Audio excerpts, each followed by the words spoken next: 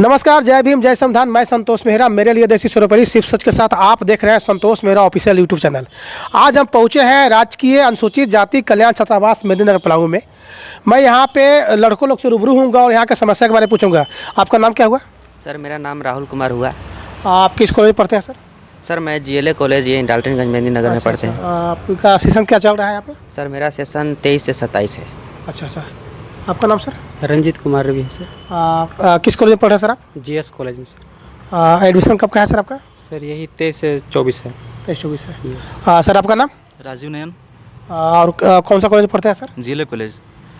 GLA college में session क्या है सर आपका? 22-24। 22-24। सर आपका नाम? मेरा नाम सर दीपक कुमार जी। मैं भी GLA कॉलेज का स्टूडेंट हूँ जी। मेरा अभी सेशन अभी 22-24 चल रहा है।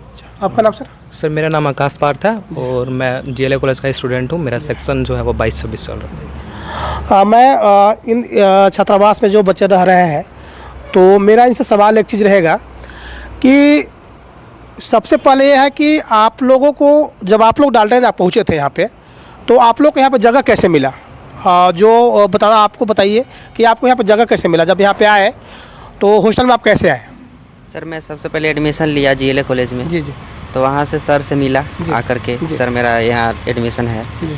तो सर से पूछे तो सर बोले कि सेशन यही क्या है, तो उससे जगह मिला। अच्छा, आपको तो आसानी से मिल गया, लेकिन मुझे एक जानकारी चाहिए आपसे कि क्या इस हॉस्टल में, इस छात्रावास में वैसे ही बच्चे रहते हैं जिनका सत्र खत्म हो चुका है? नहीं, जिनका एक्सपायर हो चुका भी रह रहे हैं। अच्छा, वो भी रहते हैं। तो क्या इसके लिए भी कोई कार्रवाई हुआ है क्या कभी? हुआ था पहले, लेकिन फिर से वो रह ही रहे हैं फिर से।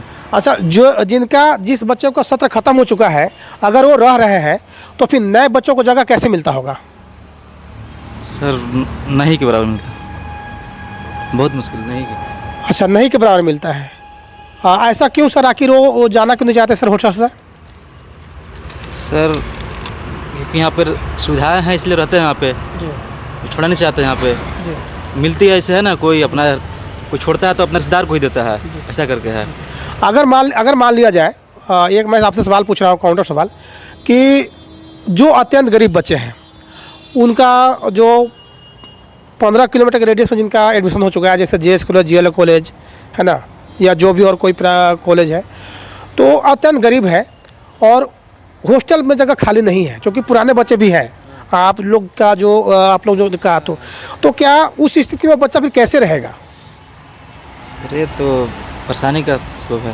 परेशानी का सबब है। मैं दर्शकों को बताना चाहता हूँ कि जैसे ये सारे हॉस्टल के बच्चे हैं जो यहाँ पे रह रहे हैं, स्वाभाविक तौर पे है कि जिनका सत्र ख़त्म हो चुका है, अगर वो स्वतः अगर अपना हॉस्टल छोड़ देते तो नए बच्चे जो बच्चे यहाँ एडमिशन ले रहे हैं, जो आर्थिक रूप से एकदम कमज़ोर हैं, जो सर्वाइव नहीं कर पाएंगे कहीं रूम का खर्चा, तो वो हॉस्टल में आके रहते हैं।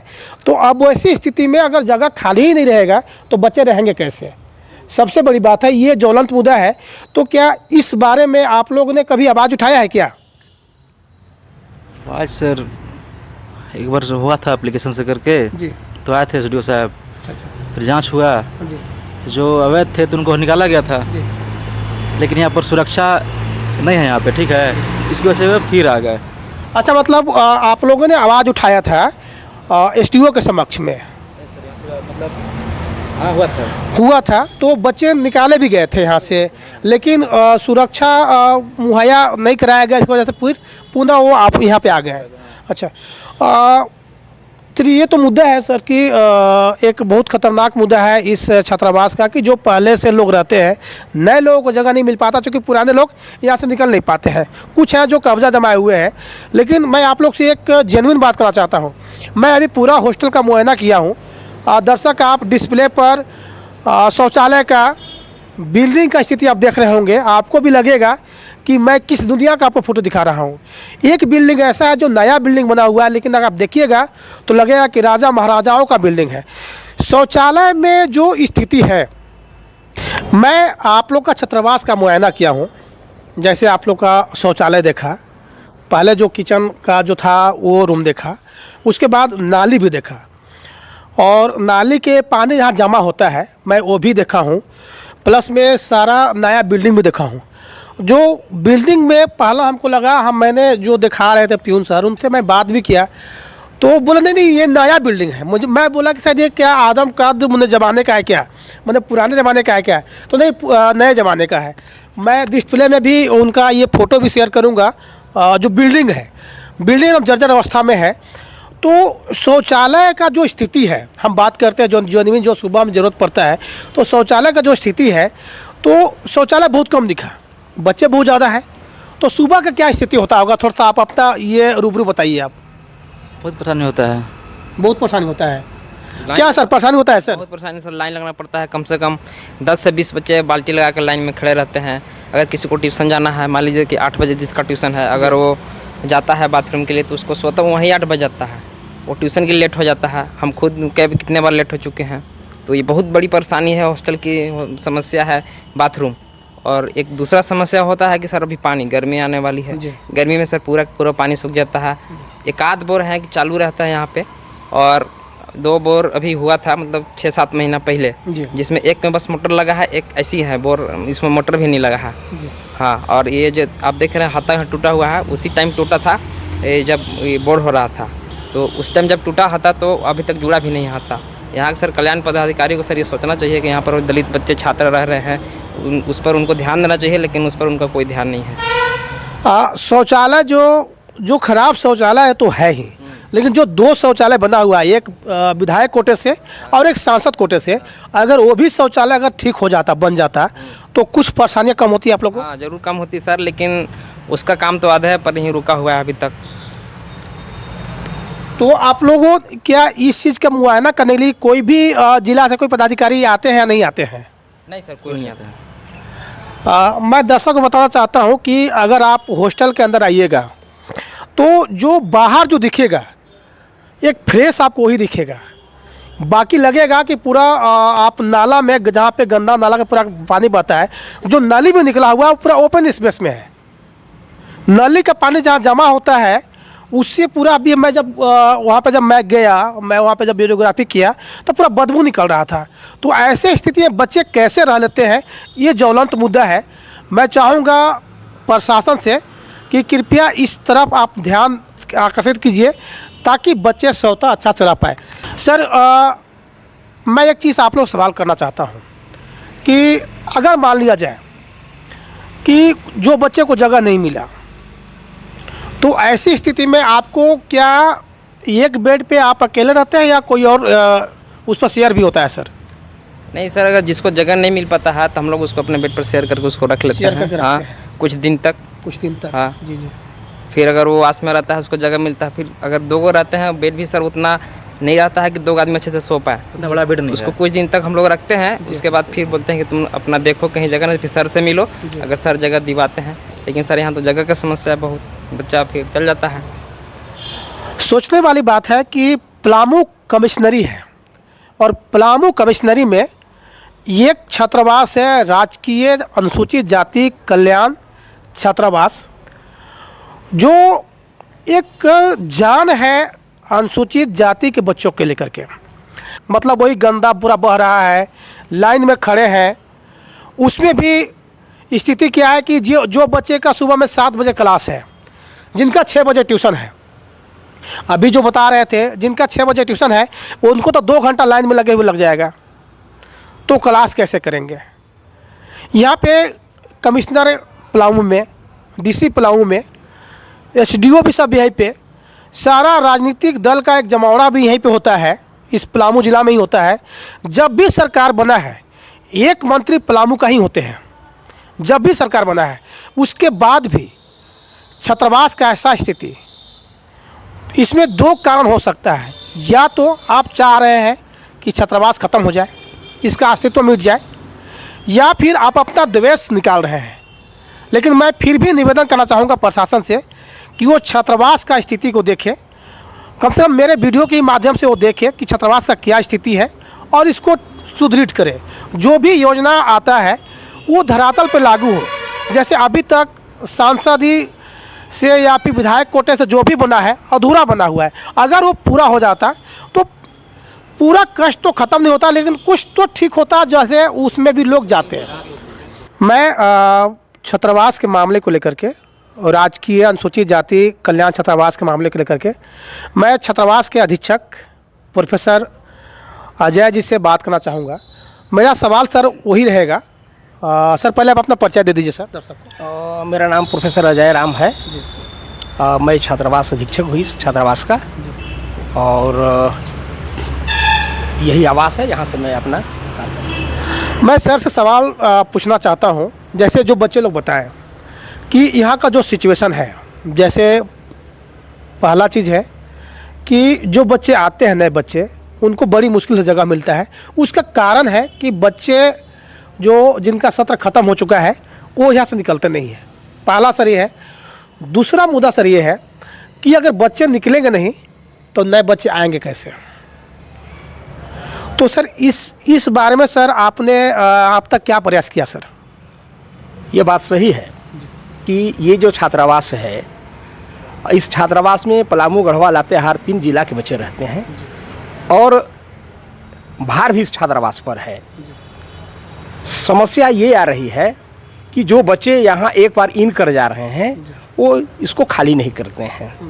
बार बार नोटिस देने के बाद भी जब खाली जिनका सेशन समाप्त हो गया है वो खाली नहीं किए हैं, तो हमने यहाँ के स्थानीय प्रशासन, जिला कल्याण पदाधिकारी, उपायुक्त महोदय और यहाँ के कमिश्नर महोदय को भी हमने लिखित दिया कि जब तक पुराने बच्चों को खाली नहीं कराया जाएगा तो नए बच्चे जो आ रहे हैं और जिनको ज़रूरत भी है, जो गरीब बच्चे हैं जो भटक रहे हैं, उनको जगह तब तक नहीं मिल पाएगा जब तक जो पुराने बच्चे हैं जो बरसों से यहाँ अधिकार जमाए हुए हैं उन जब खाली नहीं करेंगे तब तक उनको जगह नहीं मिलेगा। ये प्रशासन को लगभग हर साल मैं लिख के दिया हूँ। उसके अलावा बच्चे भी लिख के देते हैं, लेकिन उस पर अभी तक कोई कार्रवाई नहीं की गई है। फिलहाल भी मैं दिया हूँ उपायुक्त महोदय को, कल्याण पदाधिकारी से मिलते रहता हूँ और वो व्यवस्था नहीं हो पा रहा है। दूसरा कारण है सर, बीच में एक बार SDO साहब के द्वारा पहल किया गया था।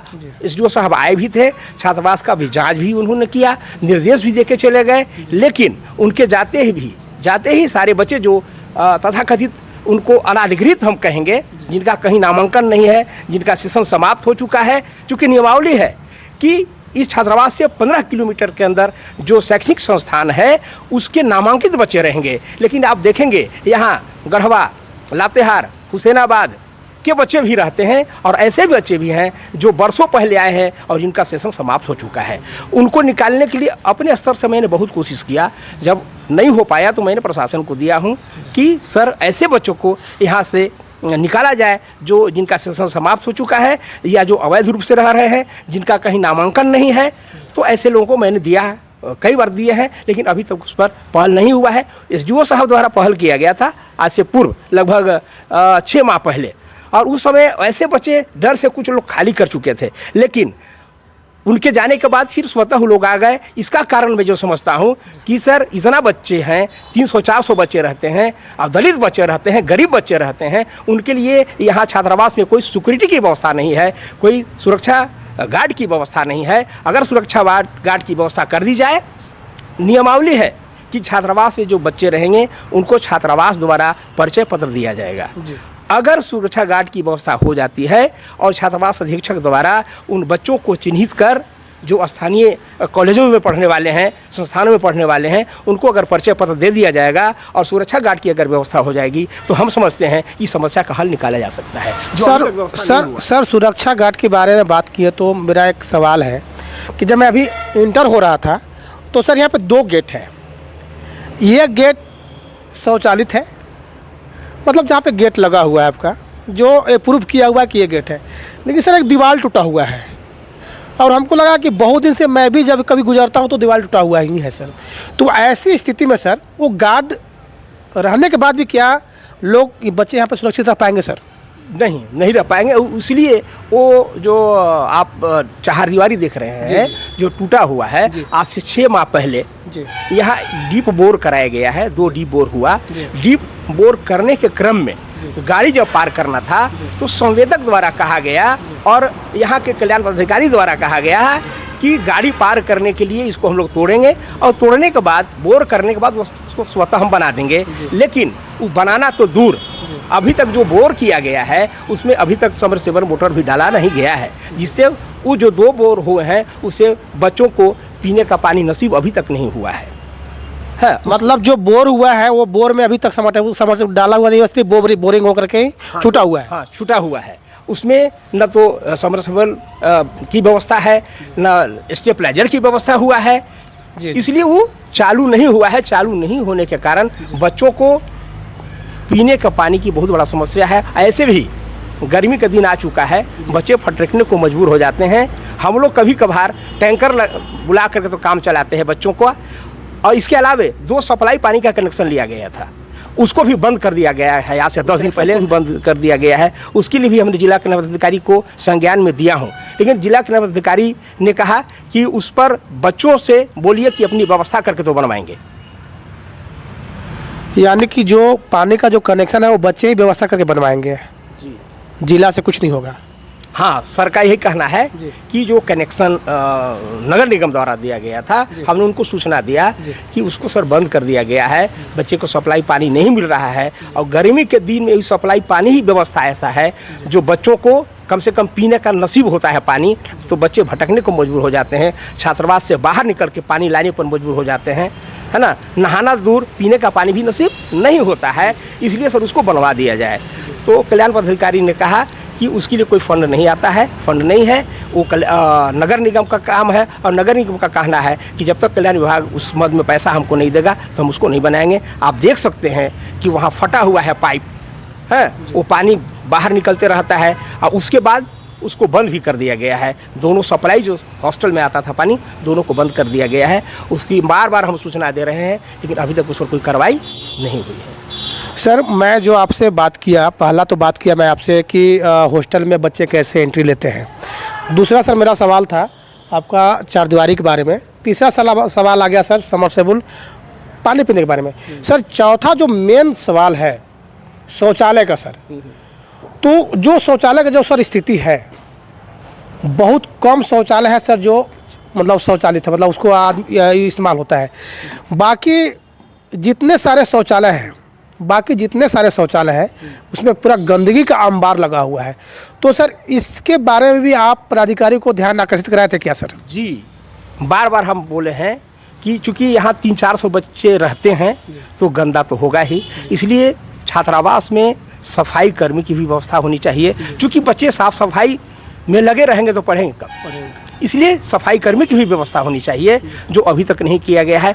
हम बार बार, मैं उसका आपको मैं चिट्ठी दूंगा कि बार बार हमने डिमांड किया है कि सुरक्षा प्रहरी की व्यवस्था हो, सीसीटीवी कैमरे की व्यवस्था हो। क्योंकि दलित बच्चे रहते हैं, गरीब बच्चे रहते हैं और असुरक्षित रहते हैं। कभी कभी होता क्या है कि गेट मेरा खुला रहता है, कुछ लोग शराब पी करके घुस जाता है हॉस्टल में, झंझट होने का नौबत हो जाता है, उससे परेशानी बच्चों को बढ़ती है, कभी कभी झगड़ा होने का नौबत हो जाता है। ये सब हमने लिखित दिया है प्रशासन को कि इसकी व्यवस्था होनी चाहिए, हर हाल में सिक्योरिटी गार्ड की व्यवस्था होनी चाहिए और पानी की समुचित व्यवस्था होनी चाहिए। शौचालय की जो बात है, शौचालय नाकाफ़ी है, जितना बच्चे रहते हैं उस रेशियो में शौचालय यहाँ नहीं है। जो पूरा पहले बना हुआ था वो जीर्ण अवस्था में है, उसका भी मरम्मत एनी हाउ यथाशीघ्र जरूरी है, ताकि बच्चे भटकने को मजबूर हैं उससे बचाया जा सके उनको। सर सुरक्षा की दृष्टि से जो आप बात बोले, तो मैं चूँकि हॉस्टल का वस्तु स्थिति देखा, तो नए बिल्डिंग का जो स्थिति था सर, हमको लगता है कि वो कभी भी गिर सकता है। जो उसका सिचुएशन हो गया है वो लग रहा है कि आदिम काल से उन्हें 200 साल पुराना वो बिल्डिंग बना हुआ है सर। और मैं दर्शक को मैं कुछ चित्र भी दिखा रहा हूँ, रूम में देखे कि छत टूटा हुआ भी है। तो सर वो तो उसी समय सर असुरक्षित है सर, उनको तो कहीं भी दिक्कत हो सकता है सर, बाल छत टूट के गिर गया। तो सर इसके बारे में सर क्या कदम उठाया गया कुछ सर?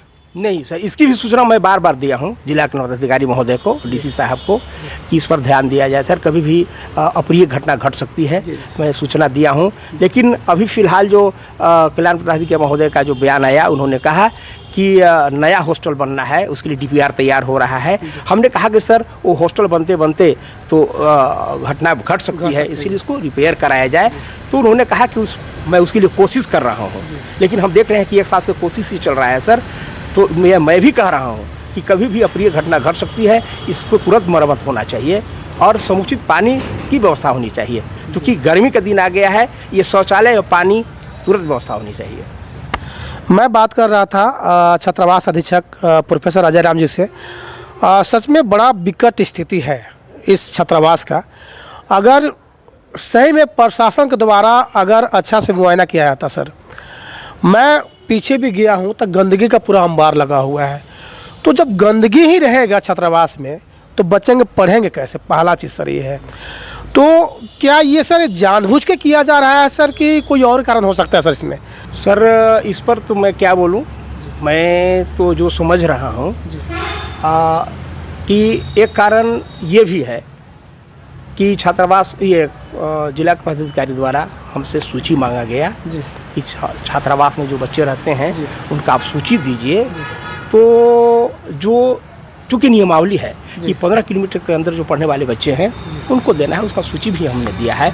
लेकिन उसके पीछे एक और कारण हो सकता है सर कि जो बच्चे, कल्याण पदाधिकारी ने कहा कि आप किसके लिए व्यवस्था कर रहे हैं, है ना, वहाँ तो जो बच्चे रहते हैं वो बाहर पढ़ने वाले लोग हैं, उनका सेशन समाप्त हो चुका है, तो सरकार उनके लिए व्यवस्था कैसे करेगी? इस पर मैंने कहा कि सर उनको आप उस वैसे लोगों से आप छात्रावास को मुक्त कराइएगा तो जो नए बच्चे हैं उनको जगह भी मिल जाएगा और जो बच्चे यहाँ रह रहे हैं उनको सहूलियत भी मिलेगा। लेकिन यह काम नहीं हो पा रहा है। कहीं ना कहीं हम लोग घूर फिर करके वहीं आ जाते हैं कि जो बच्चे का सत्र ख़त्म हो चुका है वो बच्चे अगर हॉस्टल में ना रहते, नए बच्चे रहते तो शायद सब चीज़ ठीक ढंग से चलता।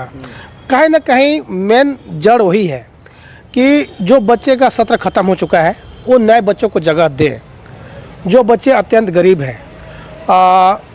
इसके लेकर के हम आज आए हुए थे छात्रावास में। मैं जब भी आया था तो मैं बाहर देखता था तो बाहर बहुत अच्छा लगता था, लेकिन जब मैं इसके पीछे गया तो इसका दुनिया पता चला कि यहाँ पे गंदगी का अंबार लगा हुआ है। तो मैं चाहूँगा प्रशासन से कि इस पर आपके तरफ से कुछ कदम उठाया जाए ताकि जो अजय सर ने जो बताया कि जो बच्चे इसमें यहाँ पे रहते हैं जिनका सत्र ख़त्म हो, वो अगर उनको यहाँ से एक चिन्हित करके अगर उनको यहाँ से अगर हटाया जाएगा सम्मान के साथ में कि भाई अब आप लोग अपना जगह देख लीजिए, तो नए बच्चे जब आएंगे तो एक सिस्टम बनेगा तो शायद संभवतः सब चीज़ पूरा भी हो जाएगा। सर बच्चे यहाँ रहते भी हैं, पढ़ते भी हैं, जो स्थिति अभी तक देखे वो आपने दर्शकों को बताया। लेकिन सर एक चीज़ मुझे आपसे जानना है, अगर छात्रावास है तो क्या सर इस छात्रावास में लाइब्रेरी की सुविधा है क्या सर? नहीं, लाइब्रेरी की व्यवस्था नहीं है सर। इस छात्रावास में 2 हॉल है जी। एक हॉल जो है उसमें यहाँ के जो पढ़ने वाले बच्चे हैं वो वहाँ क्यूज की काम करते हैं या ग्रुप डिस्कशन करके पढ़ते हैं, लेकिन एक उसके नीचे ही जस्ट हॉल है। अगर उसको सर खाली करा दिया जाए, उसमें अनामांकित बच्चे रहते हैं जिसको आप अनाधिकृत कह सकते हैं, उनका कोई नामांकन छात्रावास में नहीं है, ऐसे बच्चे उसमें अनाधिकृत रूप से रहते हैं। उसकी भी सूचना मैंने कल्याण पदाधिकारी को दिया हूँ। अगर उसको सर खाली करा दिया जाए तो फिलहाल उसमें हम लोग लाइब्रेरी संचालित कर सकते हैं। आपको मैं बता दूं कि माननीय मंत्री बादल पत्रलेख जी द्वारा छात्रावास में भी समाचार पत्र दिया जा रहा है, ठीक ना, वैसे चीज़ों को वहाँ हम रखते। और सर मैं एक चीज़ बता दूं, मैं इस छात्रावास का ही स्टूडेंट रहा हूँ, तो मैं भी अपने स्तर से 10,000 रुपये की किताब लेके रखा हूँ। मेरा मानना था कि अगर उस लाइब्रेरी को चालू कर दिया जाएगा तो मैं डोनेट कर दूँगा।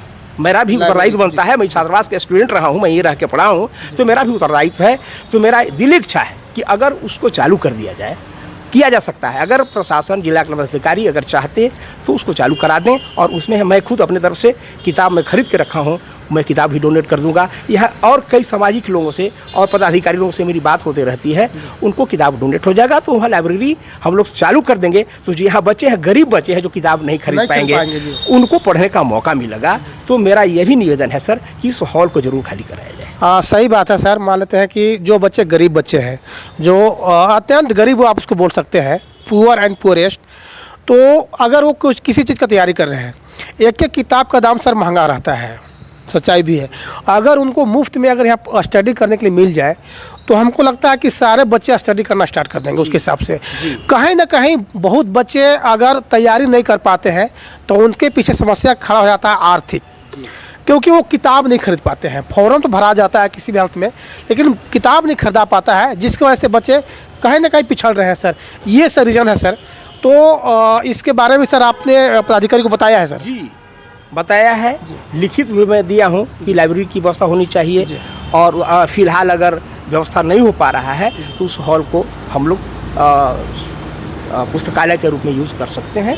उसको सुव्यवस्थित करने की ज़रूरत है।